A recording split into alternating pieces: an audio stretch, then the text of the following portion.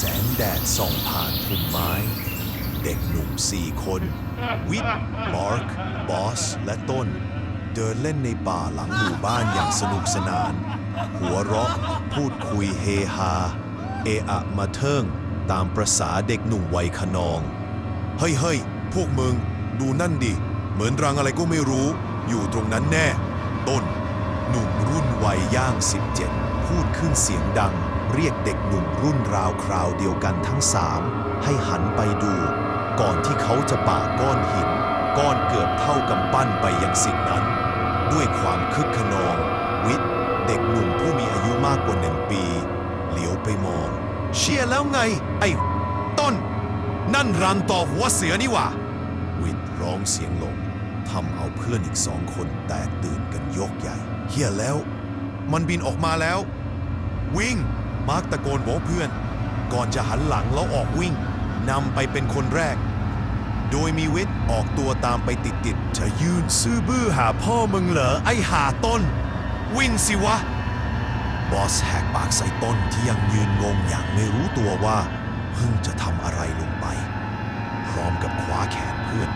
ลากพาออกวิ่ง เร็วเข้า พวกมึง เสียงวิทย์ที่วิ่งอยู่ข้างหน้าแหกปากตะโกนลั่นป่า เสียงฝูงต่อหัวเสือกระพือปีกดังกระหึ่มตามหลังมาในระยะกระชั้นชิด เด็กหนุ่มทั้ง4ต่างพากันสับขาวิ่งหนีอุตลุดสุดชีวิต โอ้ย มันต่อยกู เสียงต้นร้องโอดครวญจากการโดนต่อ2-3 ตัวต่อยไปทางนี้เร็ว บอสตะโกนโดยที่ลากแขนต้นให้วิ่งไปด้วยกันไม่ยอมปล่อย พวกเขาวิ่งหนีเข้าป่าลึกอย่างไร้ทิศทาง แต่แล้วอยู่ๆฝูงต่อที่ดุร้ายนั่นก็หยุดตามพวกเขาไปเสียดื้อๆก่อนจะพากันบินกลับไปทางเดิมไอ้พวกมึงหยุดวิ่งได้แล้ว พวกมันไปแล้ว บอสตะโอนบอกเพื่อน2 คนที่วิ่งแนบนำอยู่ข้างหน้า ก่อนที่เขาจะหยุดวิ่ง และยืนหอบหายใจหนักหน่วงด้วยความเหนื่อยสุดชีวิต โอ้ย เชี่ย แม่งกูโดนต่อยตั้ง2 ดอกแน่ อุ๊ย ต้นโอดครวญขึ้น หลังจากที่ความเหนื่อยบรรเทาลง สมควรแล้วละเคียเมื่อบอลไม่เข้าเรื่อง พวกกูเลยซวยไปด้วยเลยเนี่ยสัตว์ มาร์คด่าอย่างขัดเคือง ไหนกูดูสิ บอสพูดพลางขยับเข้าไปดูรอยบวมบนหน้าผากของต้น และต้นก็ทำหน้าตาน่าสงสารใส่ ไอ้บอสนี่ก็ มึงจะโอมันไปถึงไหนวะ เชี่ยต้นเนี่ย แม่งทำยังกับเป็นผัวเมียกันงั้นแหละ มาร์คแซเรื่องของกูอะไม่ต้องเสือกเหอะสัตว์ บอสด่าตอบ เฮ้ยพวกมึง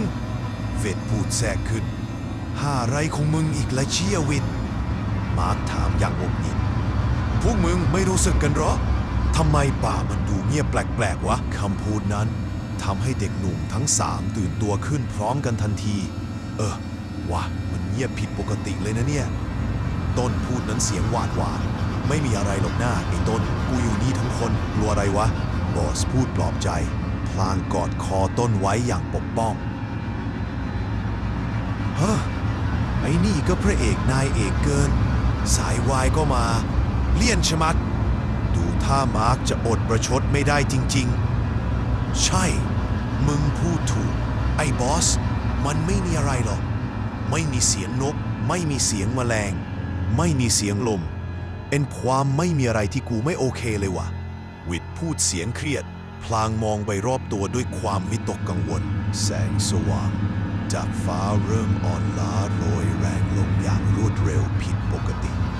หมอกบางๆเริ่มละเหยขึ้นมาจากพื้นดินที่อับชื้นลอยเอื่อยผ่านต้นไม้ใหญ่ไปปกคลุมพื้นที่ป่าเป็นบริเวณกว้าง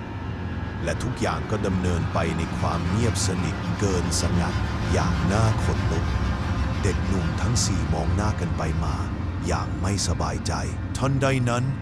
เสียงกระซิบเบาๆก็ดังขึ้นและลอยมาจากทุกทิศทุกทางรอบตัวพวกเขา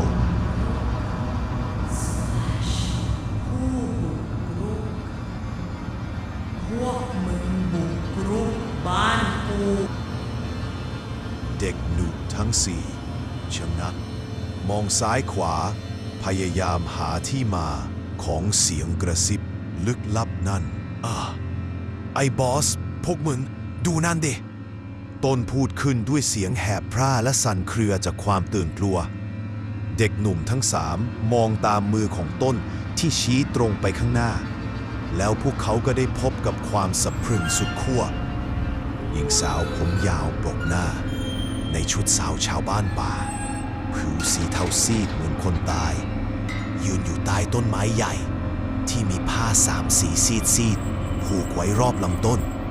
จ้องมองมาด้วยแววตาแข็งกร้าวและแดงก่ำในความสลัวของป่าใครให้พวกมึงเหยียบแผ่นดินของกู เธอพูดเสียงแข็งกระด้างพร้อมกับชี้นิ้วเข้าใส่พวกเขาเด็กหนุ่มทั้งสี่แหกปากร้องลั่นขึ้นอย่างพร้อมเพรียงกันด้วยความตื่นผวาสุดขีดก่อนที่จะแตกฮือวิ่งหนีไปคนละทิศละทางแต่ไม่ว่าใครจะวิ่งไปทางไหนสุดท้ายพวกเขาก็วิ่งกลับมาเจอกันที่จุดเดิมอยู่ดีเสียงหัวเราะชั่วร้ายและเย็นเยือกดังขึ้นสะท้อนไปมาในอากาศมีกูไม่พ้นหรอกพวกมึงต้องอยู่กับกูที่นี่ตลอดกาล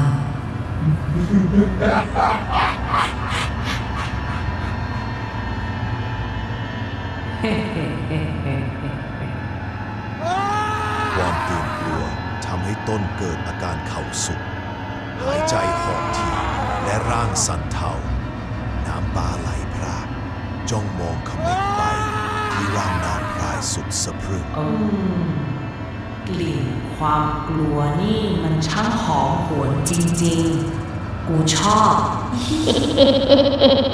เสียงเย็นเยือกดังก้องไปในความมืดคลื้น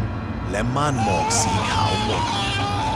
แล้วเสียงกรีดร้องของต้นก็ดังลั่นขึ้นเมื่อมือเย็นเฉียบโผล่จากพุ่มไม้ออกมาจับข้อเท้าของเขาแล้วกระชากอย่างแรงจนล้มคว่ำหน้าลงกับพื้นไอ้บอสช่วยกูด้วยต้นแหกปากร้องลั่น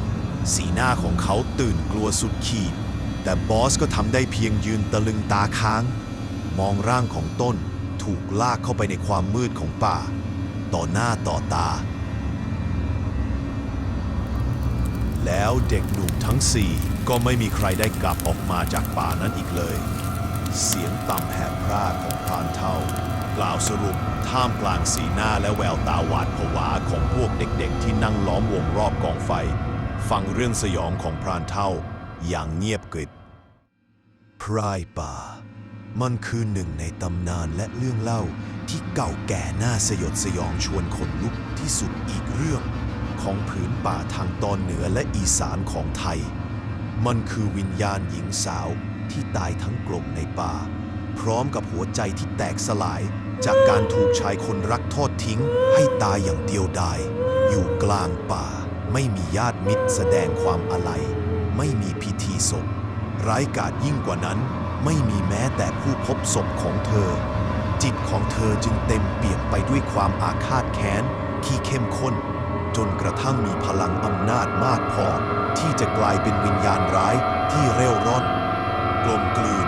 กลายเป็นส่วนหนึ่งของป่าไปอย่างสมบูรณ์คอยหลอกหลอนผู้คนที่หลงเข้าไปในป่าโดยเฉพาะพวกผู้ชายว่ากันว่าพรายป่ามักปรากฏกายเป็นหญิงสาวในชุดหญิงชาวบ้านป่าผมยาวปกคลุมใบหน้ามีผิวสีเทาซีดเหมือนศพดวงตาไร้แววใบหน้าไร้อารมณ์เธอไม่ได้หลอกหลอนด้วยเสียงกรีดร้อง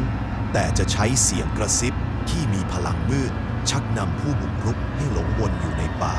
ราวกับติดอยู่ในเขาวงกฏที่ไร้ทางออกและตามเสพกลิ่นอายความหวาดกลัวของเหยื่อเป็นผักษาจนกระทั่งผู้เคราะห์ร้ายคนนั้นสิ้นใจไปเองแม้แต่พรานผู้ช่ำชอง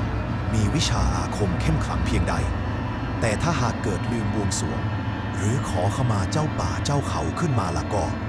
เขาก็อาจไม่มีวันจะได้กลับออกมาจากป่าอีกเลยชาวบ้านป่ามีความเชื่อกันว่าการปักเสาไม้ไผ่การจุดธูปกราบไหว้บอกกล่าว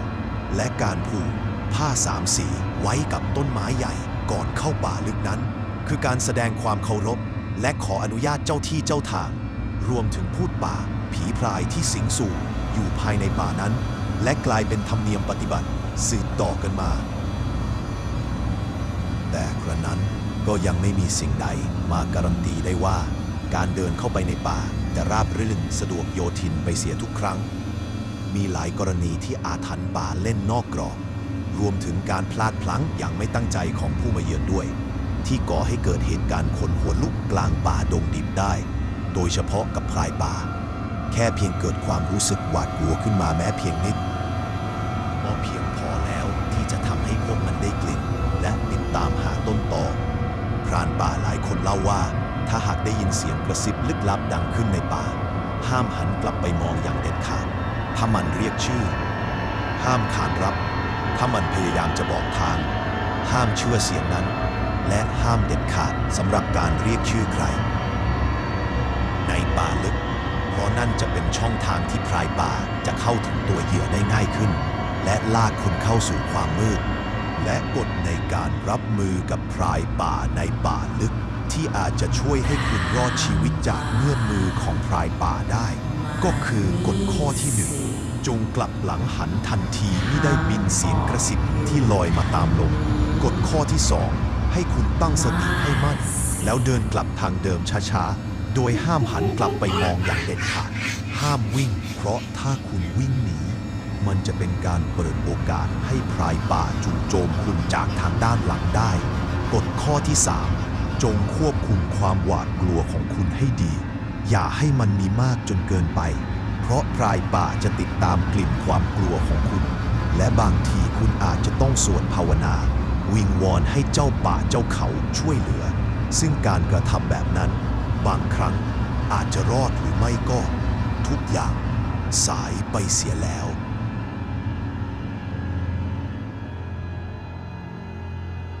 อยู่กับกูอยู่ที่นี่